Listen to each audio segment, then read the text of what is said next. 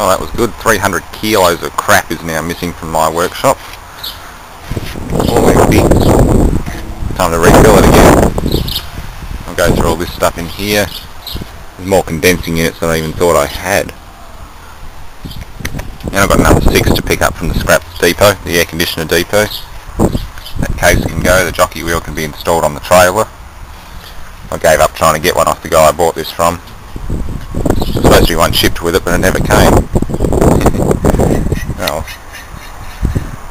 And I got something from Mattyvt93 since he was the first to ask me. I found this compressor.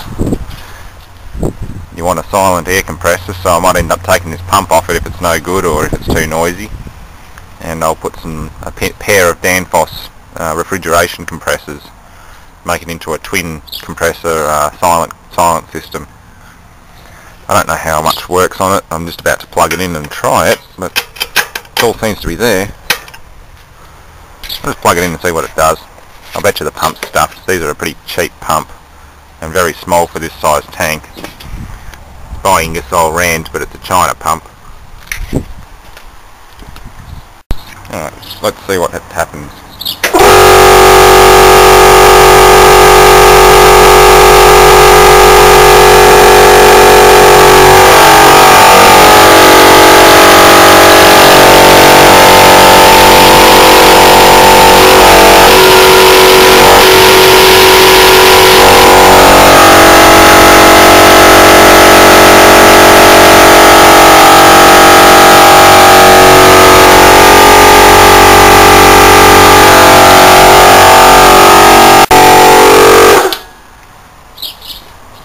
That's awfully loud and very slow. I think the pump's a bit tired. Up to 40 pounds though. And as I demonstrated, I put my hand over the intake. It's the intake on a compressor that makes the most noise. If you put an intake manifold with a big pod filter or something on it, you'll cut it down a bit. Or better yet, plumb it in outside. Just run PVC or some sort of pipe outdoors, so you keep the noise in the workshop down. Yeah, it's a little trick I learned in the plastics business. We had a compressor in there which was noisy as hell. It was a big, chunky 3-cylinder, 3-phase compressor. And one day the boss came in and gave me some PVC pipe and stuff and just said duct the intake outside, and sure enough, we cut down our noise level significantly. You could hear yourself think in the workshop when it was running. Yeah, discharge is nice and hot. Definitely getting good compression. No two words about that. That's working quite well.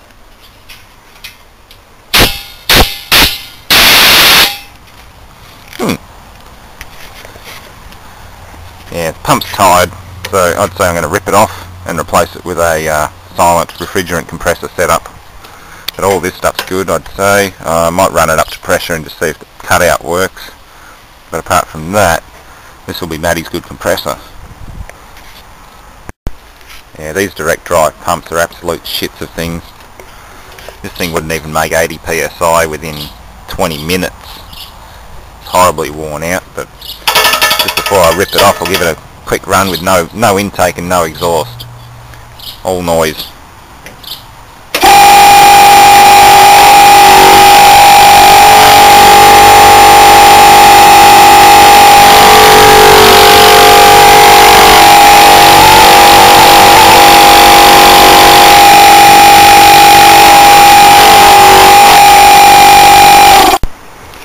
Well, the cleanup's going pretty well. The recovery fairy's been and sucked the gas out of a few old units for me. This was the one with the mysteriously burnt wire. Very big Kelvinator heat pump. Unfortunately, it had a leak in a rather awkward spot on the condensing coil, not to mention rust through the base pan and other various little niggling problems, so we decided to scrap it. And this was the burnt mystery wire running under the evaporator coil. It's a heat strip. That's tarred aluminium foil. It's just tarry crap.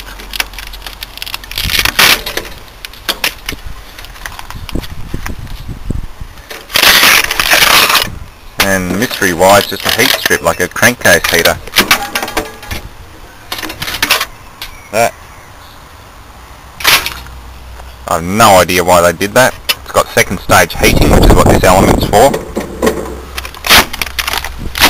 But that is all some kind of mystery heater. The defrost switch. Fan motor's still good. I'll keep the fan motor. Autopsy the compressor. Not that there's anything wrong with it. And keep the defrost timer and heating element.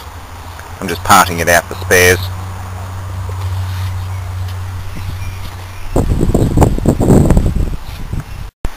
Getting nice and tidy now, which is very good. I could move the Ranger over back if I could get it to run again. The damn thing's been flooding like mad. It wasn't ignition failure, it was more the ignition couldn't ignite the fuel because there's too much of it. I was hoping I could just get it moving again today. But I've got a couple of fires from the cylinders and nothing but fuel out the exhaust and very wet spark plugs. So I'm going to really find out what's going on there. It's not happy. So I can wait a while before I actually pump the tyres up again and go for a test drive. At least it's not leaking oil or anything. Good old British cars.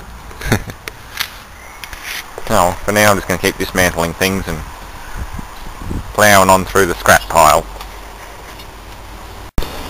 And that's the evaporator out of that big heat pump.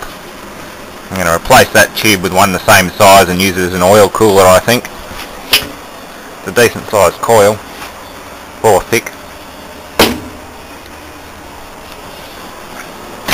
Very decent coil. I make good automatic transmission coolers. You get the little ones from the little window units or commercial fridge condensing units, and you can make them into automatic transmission coolers. Yeah, something like this would make a nice auto cooler. You just resolder a bigger tube in where the high pressure in line goes and cut that one short and solder a fitting onto it and make a little automatic transmission cooler. It's a brand new Heatcraft coil. Now, I still can't get over how big this run capacitor is. This one came out of that big window unit. 30 microfarads. That's all it's rated at. And it's bloody enormous. And heavy too. Yeah, 30 microfarad, 440 volt, 60 hertz. PCB free. That's one heavy ass run capacitor.